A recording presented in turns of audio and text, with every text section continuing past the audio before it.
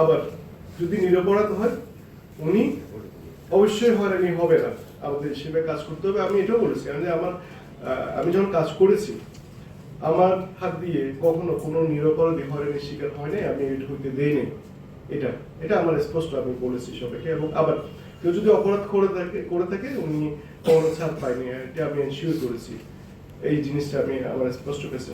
আরেকটা বলেছি message simple, আপনি যখন কাজ করবেন আমরা তো সবাই আইন শৃঙ্খলা রক্ষার কাজ করে আপনাদের সকলের সহযোগিতা নিয়ে, কারণ আমরা যেটা আমরা জনস্বার্থে কাজ করি, আমি বলি না আপনি বলেন সবাই।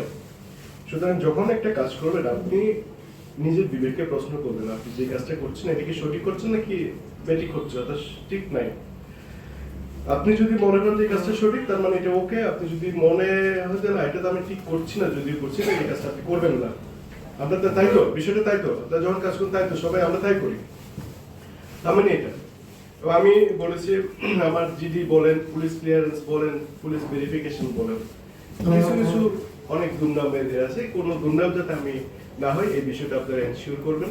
এবং অনেক সময় অনেক সব ভেরিফিকেশন বলেন, পুলিশ ক্লিয়ারেন্স বলেন, এই বলেন, এখানে অনেক সময় দালালের বিষয় একটু চলে আসে। একটা দালাল হয়তো ধরলো, দালাল হয়তো আমরা যারা সেবা প্রত্যাশী বা সেবা নিতে যাই, আমি তো এখানে এক্ষেত্রে অবশ্যই দালাল ও যাতে বিষয়টা আপনার সুযোগ নিতে না পারে, তার মানে আমাদের যারা সদস্যরা আছে ইনচার্জ থেকে শুরু করে প্রতিটা সদস্য সতর্ক থাকতে হবে, বিষয়টা আমি বলেছি। কারণ আমার সিম্পল এই হিসেবের মধ্যে চলে আসছে, যিনি নিরপরাধ উনি যাতে কোনো হয়রানির শিকার না হইলে এনশিওর করতে হবে, যিনি অপরাধী ওনাকে ছাড় দেওয়ার কোনো সুযোগ নেই, উনি এই বিষয়টা এনশিওর করতে হবে। তাহলে এর ভিতরে আপনারা বুঝছেন আমি এটা পাঁচটা অথবা আমি কি চাই এটা বুঝেছেন, এবং আমার সকলকে নির্দেশন দিয়েছে এবং আমি এটা এনশিওর করব।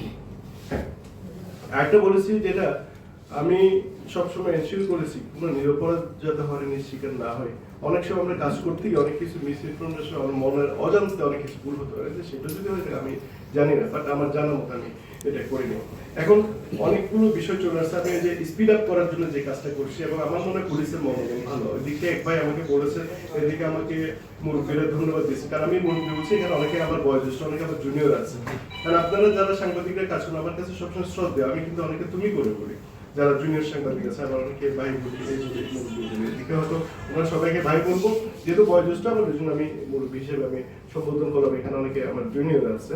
তো সবসময় যেটা বলি, সাংবাদিক আপনারা যারা আছেন, যারা প্রফেশন, আপনারা হচ্ছেন সমাজের একটা দর্পণ, আয়নার মতো। ধরুন আমি যেমন আমি সামনে দাঁড়িয়ে আমি একটা আয়নার সামনে আমাকে দেখতে পাই, আমি সবকিছু আমার কি আছে, আপনাদের মাধ্যমে আমরা সমাজে দেখতে পাই যে কোথায় কি আছে।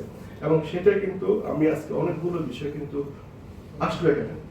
আরেকটা বিষয় এই যে হয়তো ভাই বলেছে বোধহয় আমরা বলতে দিতে হবে, আমি বললাম যে বলেন কারণ কি। এটা কারণ আমি একটা জিনিস আপনারা জানেন কিনা জানি না, আমি যখন আমার রুমে বসি সারাক্ষণ আমি কিন্তু শুনি যে আসে, আমি আমার সিট থেকে উঠিয়ে বলি যে বাবারে বলেন আপনি, উনি বলতেন না মারে বলেন আপনি বলেন, সবাইকে শুনে আমি হয়তো এদিকে আমার ক্লায়েন্ট আছে ওনাকে দিই বা যেখানে দরকার ফোন করি।